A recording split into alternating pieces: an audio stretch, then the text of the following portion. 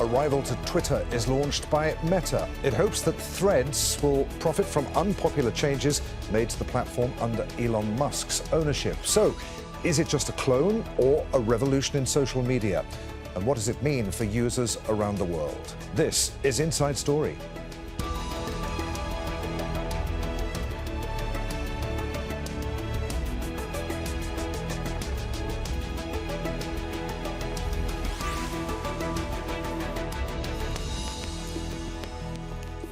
Hello, welcome to the programme. I'm Adrian Finighan. They say that imitation is the best form of flattery, but not, it would seem, for Twitter owner Elon Musk. He's threatening to sue Meta and its owner, Mark Zuckerberg, after the launch of their rival platform Threads this week. In a world where more than 11% of people don't have enough to eat, a row between two of the world's richest men may not be of concern to all, but there's no doubting the impact of social media since its arrival less than 20 years ago. It's revolutionized communications, but has also enabled personal data to be used for commercial and political gain, helping to spread false information and fake news. So, how significant is this new platform? We'll be discussing the implications with our guests in just a few moments. But first, a report from Sharif as Twitter squares up to Threads. A proposed cage fight between tech billionaires Elon Musk and Mark Zuckerberg has begun. And it's being fought online on a new social media application. And round one has a winner, Threads, achieving record-breaking downloads since its launch on Wednesday. Instagram's new app for real-time public conversations is aimed at rivaling Musk's Twitter. Analysts say it's a shrewd move by Zuckerberg and his staff at parent company Meta. They have very intelligently recognized that they can port over, essentially shift over existing Instagram users to this new service. Threads' early success has Twitter fuming, and it's threatening legal action against Meta, accusing Zuckerberg's team of using trade secrets and hiring former staff to build the rival platform. Musk tweeted to say, competition is fine, cheating is not. Musk took over Twitter in a $44 billion deal last year and has implemented several changes that have angered many long-time users. Now it's just a sort of a town square where anyone can go and scream aloud things, and it becomes much more difficult to control misinformation, the bullying and the threats and the all sorts of content that I think people were hoping not to see on Twitter are making a comeback. Meta owns Facebook, Instagram and WhatsApp and has been scrutinized for its content. It's been accused of spreading hate speech, misinformation and other toxic content across the internet. Threads is the newest microblogging site with so far about a third of the 230 million users Twitter had registered up until last year. Experts say the real battle is not over users, but about how data is utilized to create artificial intelligence models. What you don't want to do is train your AI models on AI-generated content. Otherwise, you just sort of get this cycle of AI learning from other AI, and it's no longer human. So that human-generated content is incredibly important. You have to wonder now if the real battle between Mark Zuckerberg and Elon Musk is over that human-generated content, and that's why Facebook or Meta has now chosen to get into this game. In Silicon Valley, some say Threads has the potential to be a Twitter killer. Others say it's just a clone. But so far, it's proved to be the world's most rapidly downloaded app, raising the stakes for others, especially its main rival. Sharif, Al Jazeera for Inside Story.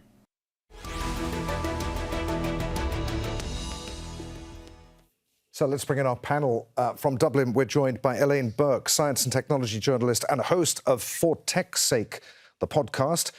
From London, Sherilyn Naidoo. She's a lawyer and policy advisor in the Big Tech Accountability Team at Amnesty International. And in New York, Sarah Krebs, founder and director of the Technology Policy Institute at Cornell University and author of Social Media and International Relations. Welcome to you all. So, 30 million sign-ups as of Thursday morning. I know that Sherilyn and Sarah are on it. I'm on Threads too. Elaine isn't yet. Nor are the millions of people who live in the European Union. We'll talk more about the reasons for that in just a moment, but Elaine has at least been able to have a look at it. Before we get into the nitty-gritty here, the rivalry between Twitter and Meta. I just want to know what you all think of Threads. What's it like to use? Elaine? Well, I think you can see from Elon Musk's reaction that it is definitely being perceived as a huge threat to Twitter. And I see that too. I mean, it's such a neat copy of the expectations people have with Twitter from a platform that is proven capable of handling massive numbers of users. I mean, Instagram itself has numbers in the 2 billion mark. And a team that has, managed many social media platforms, and they know what they're doing here. So this isn't like an upstart, like other competitors that have come out against Twitter in recent months. This is a very, very powerful competitor, and it has a very neat transition as well, in that it's paired with Instagram, and you can carry over your handle from Instagram and carry over an audience as well, which is a huge draw for people, because one of the things that hampers new social media platforms is that starting from scratch idea and having to build an audience on a new platform. Sherilyn, I know that you and your colleagues at Amnesty are not terribly impressed with Threads or its parent company, Meta, at the moment. But what do you think of Threads, having had a look at it? I think it's just simply simply another inadequately regulated big platform company that's been replaced, that replaces another with the same pervasive surveillance business model. Okay. Sarah, does it feel like a work in progress, as though it was rushed to get it launched? Will additional features be launched later? I'm just going to bring up my page on Threads for a moment, for the benefit of anyone who's watching in Europe at the moment who won't have been able to look. This is what my page looks like. If you want to follow me, you're more than welcome to do so. But as I say there, in that thread, the only one that I've published so far is that I don't really know what to do with it. What now? Is that a feeling that you got too, Sarah? Absolutely. I found myself trying to navigate this and continuing to go back to Twitter, because I didn't really know what to do with Threads either. And I wasn't sure whether this is just sort of the features that are currently are not present on Threads yet, or that the people I know, sort of what makes an app successful, especially social media, is the network effect. And if the critical mass of people or the news you get is not there, then it's not going to bring or keep you there, compared to Twitter, where I just kind of have facility with it. The news I want is there, the people I know are there, and they're still tweeting there. So I did find myself kind of getting pulled back into Twitter and not fully impressed with what I was seeing on Threads. Okay. So it's not just me. I mean, I've got what, 7,000 odd followers on Twitter, although I rarely post, but I use Twitter every day. In my line of work, it is the fastest way, quite often, of getting access to information that I need about stories that we're covering on the TV. Even though Threads is connected to Instagram, where, I mean, I still have a decent number of followers. It's in the thousands, but I've only got 70 followers on Threads. So what's going on? Right. And I think every social media platform struggles with that sort of building that base. And again, as one of the other panelists was saying, Instagram and Meta will have that infrastructure of the 500 million users. The question, I think, will be whether they can pull those users over, or whether these are very different whether these are people who are looking for very different types of activities. I'm not someone who uses Instagram, because I'm more into the news, which is where I find what I find on Twitter. So I think if people find that what they're looking for is not on Threads, and that this beta version, I mean, this is true in the startup community, is you're trying to go for this minimum viable product. And Meta has been very clear that they are getting something out there. The question is, if people go there and are finding a product that isn't delivering what they want it to deliver, like you can't edit posts, or that I mean, there are a number of features that aren't quite present yet. If they go there and find that that's not a satisfactory experience, it might go the way of Mastodon, which I think also had some hype initially as a social media platform, but I think it's fair to say that has not been a Twitter killer. So, Elaine, why can't you and millions of other people across the EU access Threads, and why are you being shut out of the party? Yeah, we're not involved just yet. Now, there is a Threads web app. If anyone is curious, they can go to threads.net/@. And if they know a username from Instagram of someone who's on there, you can check it out through the web app. And that's how I've been getting a look at what it's like. But the reason why the app is not yet available in the EU is because it's not yet ready for release in the EU. The EU has very specific data protection rules under GDPR, and Meta is still working towards that. The Data Protection Commissioner here in Ireland has been very specific to point out that it hasn't been blocked for release here. It's not that they attempted it and then it was stopped. It's that they have not chosen not to release it here. And the assumption there is that they're still preparing their GDPR compliance. And it's just a case of those different jurisdictions, but also what we see with the app, this kind of beta version of it, this minimum viable product element to it. It may be also that they accelerated the release date to capitalize on what was happening with Twitter on a previous weekend, with rate limits being introduced, a lot of disgruntled users feeling very discontented with their use of the app. And it seems that it's a logical argument that maybe they push the release in other countries. I think 100 countries is where it's available now, with this kind of version that is really just threads, posts, replies. There's no direct messages, no hashtags, no trending topics. And maybe that's why people are landing on it and being like, what am I supposed to do with this? Sherilyn, Amnesty says the normalization of people having to trade human rights to have access to information needs to stop. It's talking not just about threads, but about social media in general. It's talking about Twitter. It's talking about Meta. What does it mean when it says that?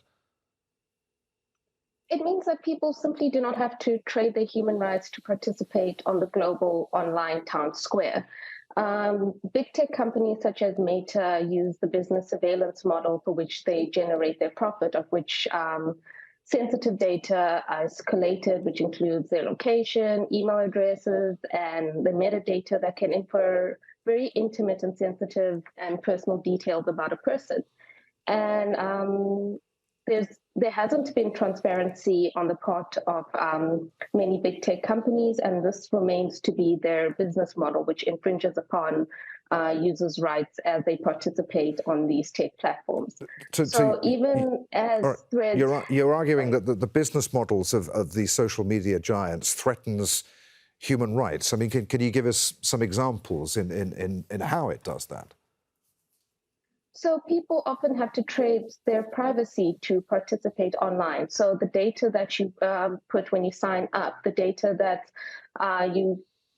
is collated on the platforms is all collected by these platform companies and is used to generate a profit. It's used in targeted advertising and many other forms. It's also used for the algorithmic amplification of hate speech and many other human rights abuses, such as hateful content and incitement to violence online. I mean, Meta. I'm sorry, I don't know whether I caught your drift properly there, but Meta Meta's Facebook has been accused of pushing hate speech, but the same is true of Twitter, though, isn't it? I mean, you could argue more so. I mean, if you spend any time on Twitter, as I do, sometimes it's quite a hateful place. I think it all comes down to the business model of these big tech companies, such as Meta and Twitter, which is the collation of which is this business surveillance model, and how it is actually used to amplify hateful speech and content and incitement to violence. Okay. Sarah, what do you make of what you just heard there about the business models of these social media giants and the impact, the negative impacts quite often that they have around the world?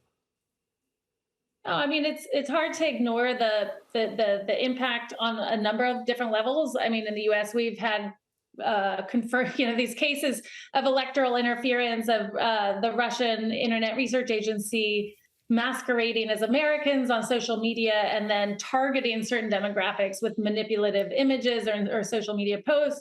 We know that social media platforms like TikTok are contributing to a huge mental health issue for teenage girls. So that's clearly the case. The question is kind of how do we address that? And I think with these platforms, they are opt-in, and I think Meta, especially earlier, Facebook was, I think, misusing the data. And I think in recent years they've been held a bit more to account in terms of how they're using the data. But I mean, the fact is, as Mark Zuckerberg has said on Capitol Hill more than once, these platforms have to make money. Yeah. And if they're not doing advertisements, like Threads is not having advertisements, how do we think they're going to have a revenue, a business model? And it's by taking the data they're receiving and trying to understand how people think, and then finding ways to use their health data, or finding ways to use their location data to, as the TikTok CEO said, enhance the user experience. But there are these compromises that people are certainly having to make. I have to say, I often wonder how these companies make money. You say that they need to, to reach us, the users, through advertising, but a lot of the advertising I see on both Twitter and on Meta's products is totally useless. As far as I'm concerned, they're talking to the wrong person. The algorithms simply aren't working, as far as I'm concerned. And anecdotally, I've heard that from a lot of friends and colleagues too. Was this, do you think, a smart move on Mark Zuckerberg's part to take on Elon Musk so directly? We heard about maybe the timing of the launch from Elaine, who was telling us about it, that the timing was quite significant. Was it a smart move, do you think, from Zuckerberg? Yeah, I mean, absolutely. I think there was clearly demand for an alternative to Twitter, really in a kind of post-Elon Musk era on Twitter, because of some of the choices he was making. And I think he's so well positioned because of this Meta empire to really tap into that huge user base. I think the question for him, I mean, will be an interesting one, which is, how do you generate revenue? Does he do that through the externalities to his other platforms like Facebook and Instagram? Or does he do that, what are the ways that this platform can actually generate revenue? Because so far what he's saying is he wants to make this the kinder, friendlier user experience. And what we know from studies of social media is kinder and gentler do not bring people on social media and keep them there. That's exactly how TikTok has really profited, is that they are manipulative. And, just like fake news travels faster than real news, I think things that are sensational and sometimes cutting are more likely to generate engagement on Twitter. I mean, for all the criticism of Twitter since Elon Musk, engagement and users are up. So that, I think, is that fundamental tension. Elaine, do you agree with that? Will Threads be a more pleasant place to hang out, or will it ultimately go the way of Twitter and TikTok?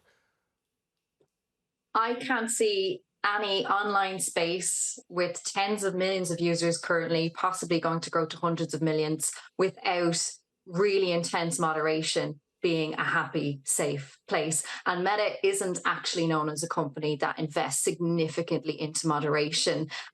Twitter is having its own problems there, having slashed teams that were responsible for those kind of areas. But Meta has now added another platform to the mix of something that it already wasn't doing up to scratch by some critics that would say.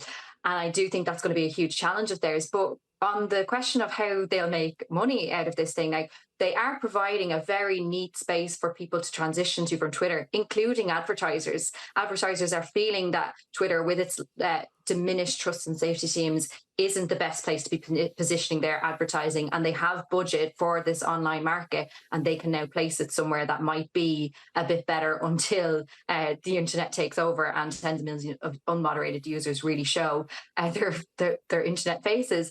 But what Meta can do here is have a bank of user-generated content to train AI models. This was brought up in your prior report.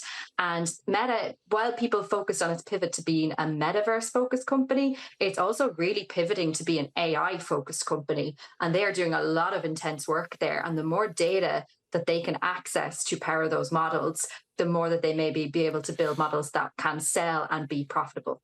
Sherilyn, you heard what Elaine said there about AI. You also heard what Sarah said about these companies needing to make money. What should be done? Should these companies be more heavily regulated, or should we leave moderation of the kind of hate speech we're talking about to artificial intelligence? These big companies, big tech companies such as Twitter and Meta should be subject to stricter oversight and transparency. They should be subject to stricter oversight and transparency requirements. And this is it includes like mandatory due diligence, human rights reports that are compliant with international human rights standards. There is an obligation of them to meet business and human rights standards, and their business and the business model that they use should be compliant with that. Sarah, we talked about it making perfect business sense for Mark Zuckerberg to launch Threads, but how much do you think the launch of the platform is connected to the personal rivalry between him and Elon Musk? I cannot purport to get into the minds of those two individuals. And, it does seem like I did actually watch a recent podcast with Mark Zuckerberg, and he says himself he's a very competitive person. I think this is why he's gotten into things like jujitsu, not just as a casual hobbyist, but at the competitive level. And so I think that it just kind of reading about him, listening to him, his whole ethos is if I'm going to do this, I'm going to do it 110% and be better than the next guy. And I think actually similarly, that's Elon Musk as well. So I think this is really poised to have this platform competition at the platform level that is almost kind of personifying these individual animuses between these two very competitive people. Elaine, Musk has threatened to sue Meta over the launch of Threads. How far do you think he's willing to push that legal action? Does he have a valid claim? Is Threads a copy of Twitter? Yeah, so the claim is that they have used intellectual property from Twitter and accessed that via former Twitter employees who have been employed by Meta. Now, Meta has countered this to say that while there are former Twitter employees now working at Meta, none of them were part of the engineering team on Threads.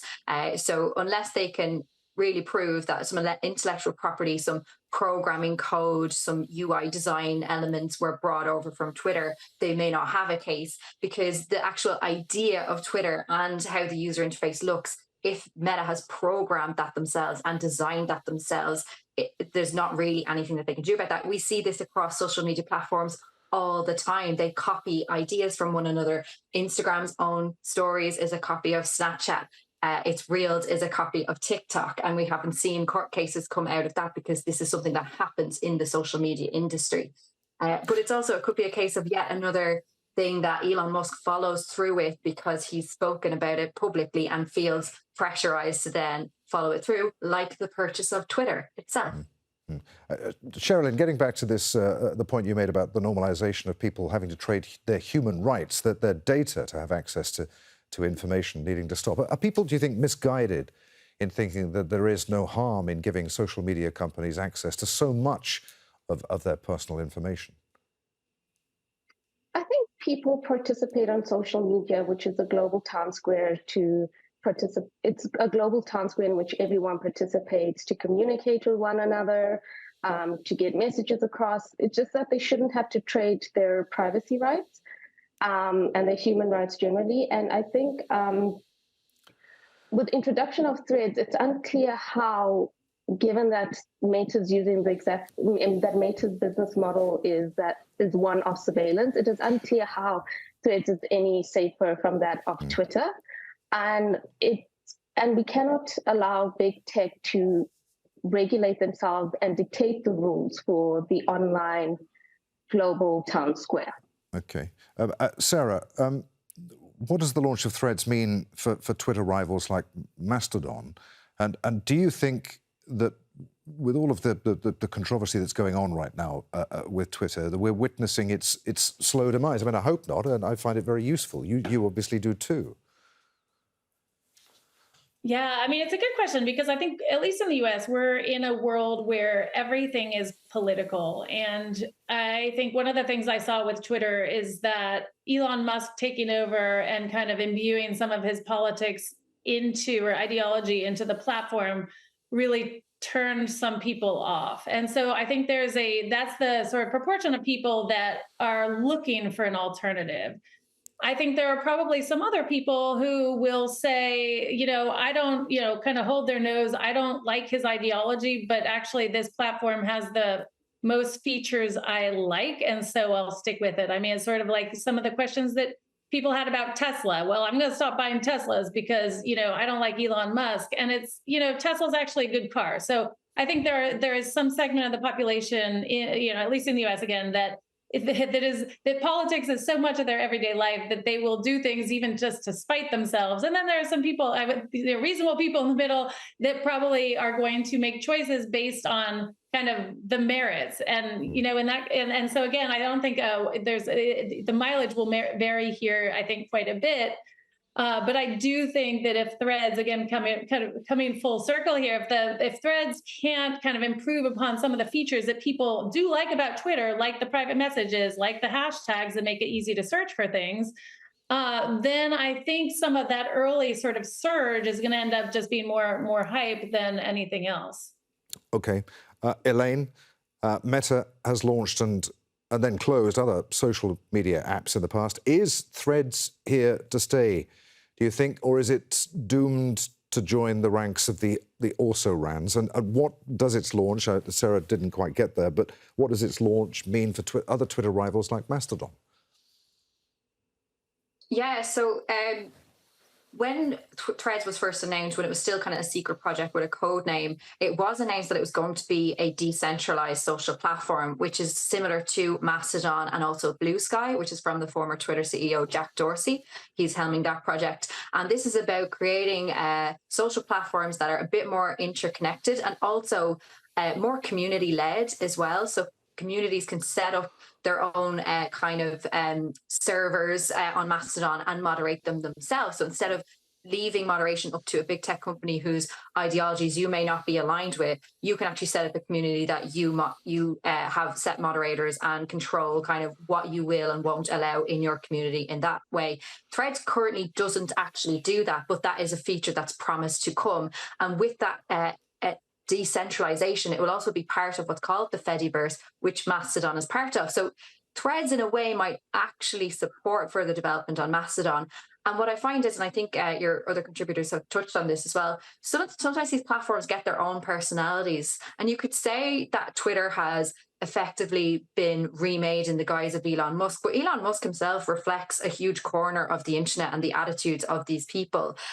So it is just that maybe he's just catering to that section of the internet a bit more, but it is also, as we've also mentioned, heavily used by news hounds and journalists, and it does seem to be their platform of choice. I certainly would notice that anecdotally.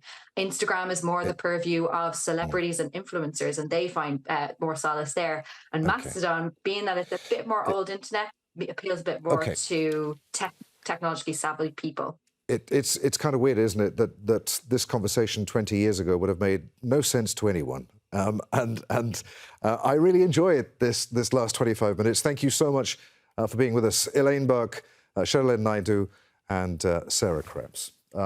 Thanks to you for watching. Don't forget, you can see the program again at any time by going to the website at aljazeera.com. For further discussion, you can join us on our Facebook page. That's facebook.com/AJ Inside Story.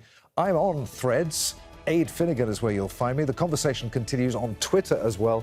Our handle at AJ Inside Story. From me, Adrian Finighan, and the team here. Thanks for watching. We'll see you again. Bye for now.